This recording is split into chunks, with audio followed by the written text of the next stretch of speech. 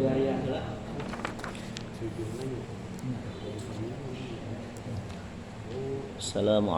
warahmatullahi wabarakatuh. Waalaikumsalam warahmatullahi wabarakatuh. A'udzu billahi minasyaitonir rajim. Bismillahirrahmanirrahim. Qala al-mu'allif rahimahullahu ta'ala wa nafa'ana bi'ulumihi fid dharain. Amin amin ya Allah ya rabbal alamin. Bismillahirrahmanirrahim.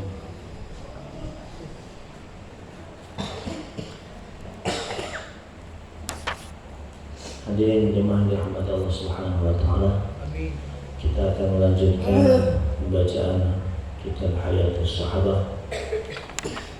Kisah tentang orang-orang yang Allah taala telah ridhoi kehidupan mereka. Allah taala meridhoi amalan-amalan mereka sehingga amalan-amalan mereka menjadi sebab turunnya Al-Qur'an. Tidak ada satu kaum yang melebihi kemuliaannya melainkan kaum yang suhbah, kaum yang hidup di zaman baginda Nabi Sallallahu Alaihi Wasallam dan beriman kepada baginda Nabi Sallallahu Alaihi Wasallam, yakni para sahabat radhiyallahu anhum. Karena yang dikatakan sahabat itu adalah man ra'an nabi wa amana bima jaa bihi nabi. Siapa yang dapat melihat Nabi langsung secara zahir dengan matanya langsung, hidup di zaman Rasulullah, melihat wajah Rasulullah sallallahu alaihi wasallam dan dia mengimani apa-apa yang dibawa oleh baginda Rasulullah sallallahu alaihi wasallam. Kenapa? Karena tidak semua orang yang melihat Nabi kemudian mereka beriman kepada Nabi. Ada yang melihat Nabi tapi ingkar kepada Nabi. Bahkan melihat mukjizatnya Nabi tapi tidak mau mengakui kenabian atau kenubuahan baginda Nabi sallallahu alaihi wasallam. Bismillahirrahmanirrahim.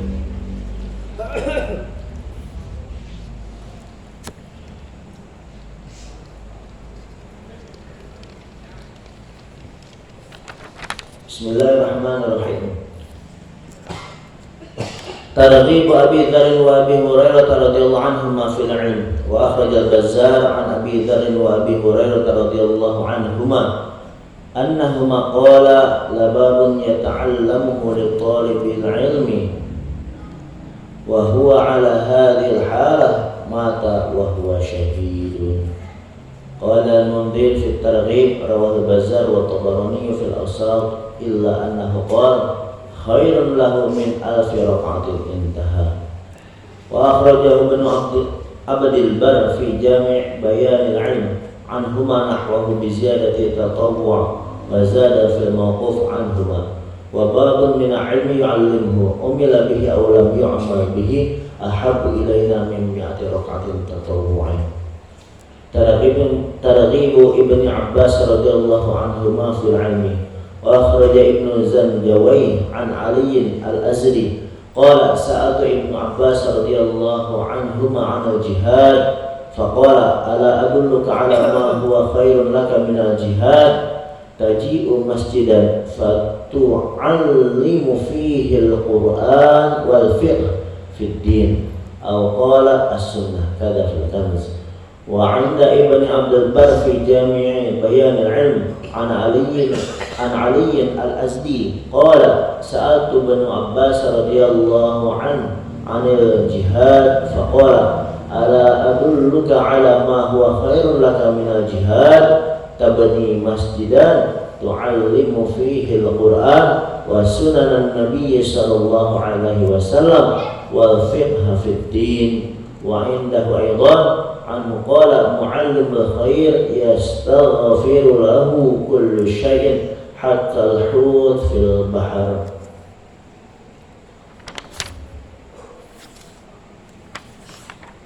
Targhib Safwan bin Asal radhiyallahu anhu fil ilmi wa kharaja at-Tabarani fil awsat an Zir bin Qubaysh qala ghadawtu ala Safwan bin Asal al-Muradi radhiyallahu anhu faqala ma ghada bika ya Zir qultu altamisu al-ilma qala ughadu 'aliman aw muta'alliman wa la taghlu baina dhalik qala al-Haythami wa fihi Hafs bin Sulaiman وثقه أحمد وضعفه جماعة كثير انتهى وعنده أيضا في الكبير عن صفوان قال من خرج من بيته ابتغاء العلم فإن الملائكة تضع أجنحتها للمتعلم والعالم قال الهيثمي وفيه عبد الكريم ابن عبد البخاري وهو ضعيف. بسم الله الرحمن الرحيم. Targhibnya Sayyidina Abi Dzar dan Abu Hurairah radhiyallahu anhuma di dalam bab ilmu. Imam Al-Bazzar telah mengeluarkan dari Sayyidina Abi Dzar dan Abi Hurairah radhiyallahu anhuma annahuma qala babun yata'allamuhu ar-rajul ahabbu ilayya min akhir qa'atin tatawwu'an. Sungguh satu bab yang dipelajari oleh seorang laki-laki lebih aku cintai daripada 1000 rakaat salat tatawwu', salat sunnah.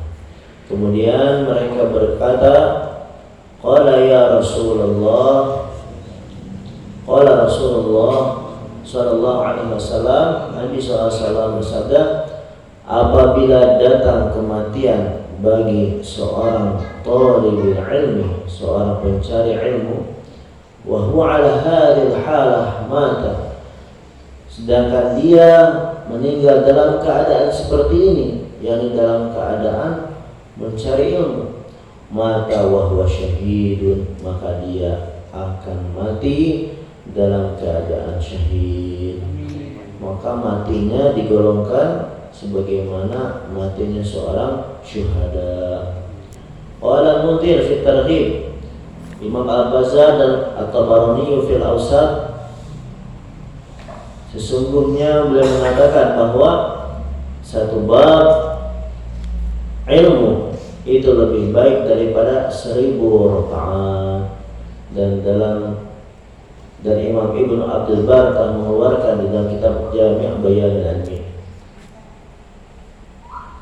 Targhibnya Ibnu Abbas radhiyallahu anhuma di dalam bab ilmu. Imam Ibnu Zanjawi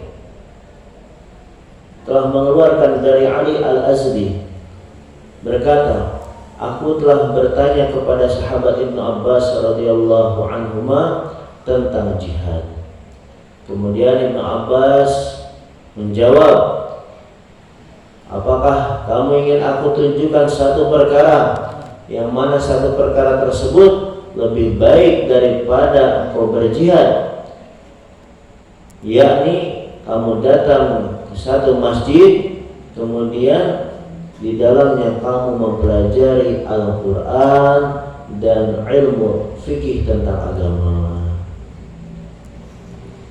al-qala as-sunnah, ataupun mempelajari tentang sunnah. Dan Imam Ibni Abdul Bar dalam kitab Jami' al-Bayan dari Ali Al-Azdi berkata, aku telah bertanya kepada sahabat Ibnu Abbas radhiyallahu anhuma tentang jihad. Kemudian ia menjawab, maukah kamu aku tunjukkan satu perkara yang lebih baik bagimu daripada jihad? Beliau menjawab, ya, yakni kamu membangun masjid. Kalau tadi pergi ke masjid, kalau sekarang kamu bangun masjid, kemudian di dalamnya kamu buat majlis Al-Quran dan sunnah-sunnah baginda Nabi Sallallahu Alaihi Wasallam dan ilmu fikih tentang agama.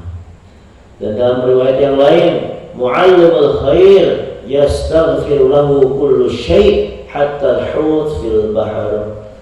Seorang mu'allim, seorang pengajar kebaikan, mu'allimul khair, seorang pemberi nasihat kebaikan, maka yastaghfirullahu, maka seluruh makhluk akan mendoakan ampunan untuknya, hatta al-hut fil bahr, sehingga ikan-ikan di lautan pun akan memintakan ampunan untuknya. Tarhibnya sahabat Sofwan bin Asal radhiyallahu anhu di dalam bab ilmu. At-Tabarani telah mengeluarkan dalam Al-Awsat dari Zir bin Hubaish berkata, aku di pagi hari telah datang kepada Sofwan bin Asal al-Muradi. Kemudian dia bertanya, apa yang menyebabkan kamu datang di pagi hari ini wahai Zir? Aku menjawab, aku datang ke sini semata-mata untuk mencari ilmu. Kemudian dia menjawab, ughdu 'aliman aw muta'alliman wa la taghdu baina dzalik. Jadilah kamu seorang alim atau tidak jadi seorang alim, minimal kamu menjadi muta'allim atau menjadi santri, dan jangan jadi selain daripada keduanya. Jadi alim tidak, jadi santri tidak. Nah ini silakan. Wa fihi Hafsun ibnu Sulaiman wa tsaqahu Ahmad wa dha'afa jamaah kafirun, dan telah didhaifkan oleh kebanyakan jamaah. Dan dari sahabat Sofwan berkata, barang siapa man kharaja min baitihi, siapa yang keluar dari rumahnya ibtigha al-ilmi, dalam mencari ilmu, fa innal malaikata tadau ajnihataha, niscaya para malaikat akan membentangkan sayap-sayapnya lil muta'allimi wal alim, bagi santri dan ulama. Jadi para malaikat rela membentangkan sayapnya untuk diinjak-injak, dilewati oleh para santri dan para ulama. Hadirin rahimakumullah, ini tarhiban para sahabat tentang ilmu, agar kita sebagai da'i Allah, sebagai pekerja agama, sebagai karbun, jangan sampai malas hadir dalam majlis ilmu atau malas hadir dalam majlis maulid. Nah, sekarang ini sudah masuk ke dalam majlis maulid. Nah, jangan sampai kita tidak hadir di majlis-majlis seperti itu, karena di dalamnya banyak sekali kebaikan-kebaikan. Sehingga kedatangan kita ke dalam majlis-majlis tersebut menjadi asbab hidayah, menjadi asbab orang-orang melihat akhlak kita. Mau lihat nih, dia karbun walaupun dakwah, tapi dia tetap rajin dalam mengaji, dia masih mau mengaji. Saya pernah datang ke satu madrasah terbesar di Karachi, namanya Jamiah Binori Tom, bukan Binori ya, tapi Binori Tom, tempat mondoknya almarhum Allahyarham Ustaz Lutfi. Saya datang kepada gurunya beliau. Ketika kami sowan kepada Dr. Abdul Razak namanya, kami minta ijazah hadis Bukhari. Beliau bertanya, min aina antum? Dari mana kalian? Kami jawab, nahnu min Indonesia. Kami dari Indonesia. Araftum Lutfi? Kalian tahu Lutfi? Na'am, arafnahu, huwa min ahli syura. Ya, kami tahu, beliau salah satu daripada orang tua kami, syura kami. Ajib, wa rajulun tayyib, wa rajulun mujtahid. Beliau memuji-muji Ustaz Lutfi. Itu karbun yang sejati, kata Dr. Razak. Dia selain rajin ngajinya, dakwahnya pun dia tidak tinggalkan. Ada sebagian santri kalau semangat taklimnya, tapi kadang dakwahnya lemas. Ya. Ada juga yang dakwahnya kencang, tapi taklimnya lemas. Tapi ini Ustaz Lutfi ini selain dia semangat dakwahnya, ngajinya pun juga pinter. Nah, kalau bisa kalian ini ikutilah jejaknya Ustaz Lutfi. Selain pinter ngaji, dakwahnya juga istiqomah. Dan hadir mulia, beliau waktu di sana itu membawa istrinya dari kontrakannya ke madrasah itu, setiap hari beliau montel pakai sepeda bersama istrinya. Subhanallah. Jadi tidak menghalangi thalabul ilmi, walaupun sudah menikah, walaupun sudah berkeluarga, tetap semangat dalam thalabul ilmi. Semoga Allah Ta'ala memberikan taufik kepada kita untuk senantiasa hadir dalam majelis ilmu, hadir majelis para aulia, hadir majelis para habaib. Dan sedikit saya mau sampaikan, alhamdulillah sedikit Garbazari, saya baru pulang dari Magelang.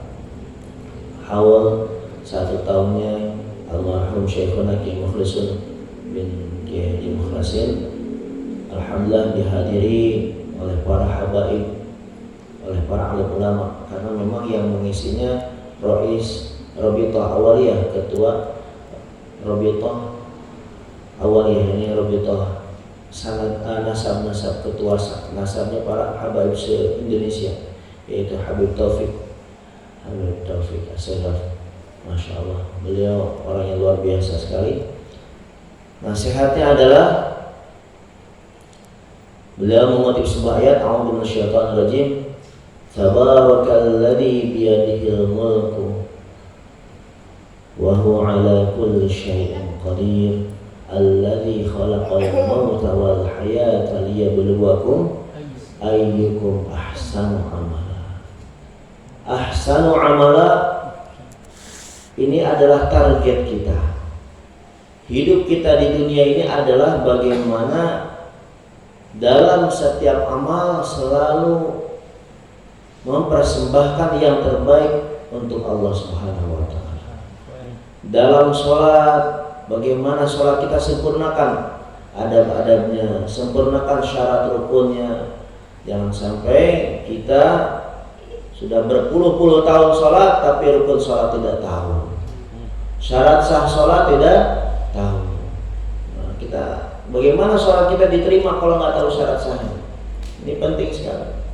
Liyabluwakum ayyukum ahsanu amala. Begitu juga ketika zikir. Ketika zikir, usahakan zikir yang terbaik. Ya. Bagaimana zikir kita betul-betul tawajuh kepada Allah. Jangan sampai zikirnya ghaflah. Tangan kita memegang tasbih, tapi pikiran kita kemana-mana. Jadi tidak sinkron antara lisan dan hati. Dalam setiap amal, apalagi dalam masalah dakwah. Dalam dakwah pun kita juga bagaimana kita persembahkan untuk Allah dakwah yang paling terbaik. Apa yang dikehendaki oleh Allah Ta'ala dalam dakwah ini, yakni kita senantiasa menjadikan dakwah ini sebagai sarana tarbiyah kita. Jadi tidak ada kata istirahat dalam dakwah.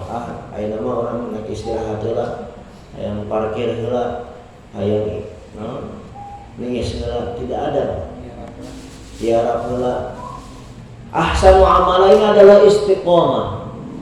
Istiqomah, dan tanda istiqomah adalah ikhlas. Orang kalau istiqomah berarti orangnya sudah ikhlas. Tanda orang ikhlas berarti dia istiqomah. Kalau belum istiqomah berarti dia belum ikhlas. Kalau belum ikhlas berarti dia belum istiqomah.